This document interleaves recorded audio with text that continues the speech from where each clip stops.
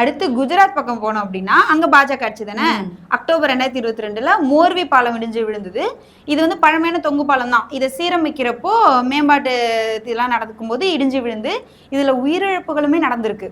அடுத்ததா உத்தரப்பிரதேசம் போனோம் அப்படின்னா அங்க யாரோட ஆட்சின்னு நமக்கே தெரியும், ஜி ஆட்சி தான், பாஜக ஆட்சி தான்.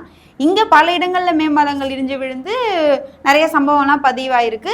அதுலயுமே ஒரு சில காயங்கள் அதெல்லாமே வந்து நடந்திருக்கு. இது வந்து சும்மா எக்ஸாம்பிளுக்கு கம்மியா சொல்றோம், இன்னும் நிறைய இருக்கு. ஆனா அதெல்லாம் நாங்க வெளியே காட்ட மாட்டோம். நாங்க என்ன கேட்போம்னா, தமிழ்நாட்டுல நீங்க என்ன பண்ணீங்க, பாஜக ஆளாத மாநிலங்கள்லாம் குறி வச்சு கேரளால நீங்க என்ன பண்ணீங்க, இப்படிலாம் நாங்க கேட்போம். அதாவது பூக்கட்சிக்காரர் அவர்களே, தமிழ்நாட்டுக்கு வந்து இன்ஃப்ராஸ்ட்ரக்சர்னா என்ன, வளர்ச்சினா என்னன்னு கிளாஸ் எடுக்கிறதுக்கு முன்னாடி ஜி ஆள்ற மாநிலங்கள்ல என்ன நடக்குது, வளர்ச்சி திட்டங்கள் எப்படி இருக்குன்னு பார்க்கணும். பார்த்துட்டு வந்து எங்களுக்கு கிளாஸ் எடுக்கலாம். அது மட்டும் கிடையாது, தமிழ்நாட்டில் தமிழ்நாடுன்னு கிடையாது, மொத்தமாக எல்லாருக்கும் 2014 வரைக்கும் 53 லட்சம் கோடி வந்து கடன் இருந்துச்சு. காங்கிரஸ் ஆட்சியில் இவ்வளோ கடன் தான். அட இப்போ அதுக்கப்புறம் வந்து 197 லட்சம் கோடி. இதுவே 2027 இது வந்து 214 லட்சம் கோடியா உயரத்துக்கும் நிறைய வாய்ப்பு இருக்கு. எதனால?